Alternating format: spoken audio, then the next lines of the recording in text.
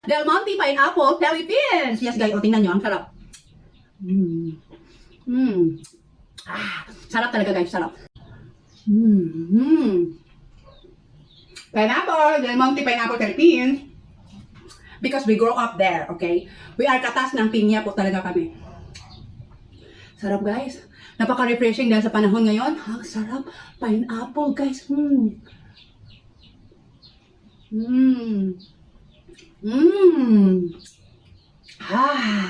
Ang sarap-sarap.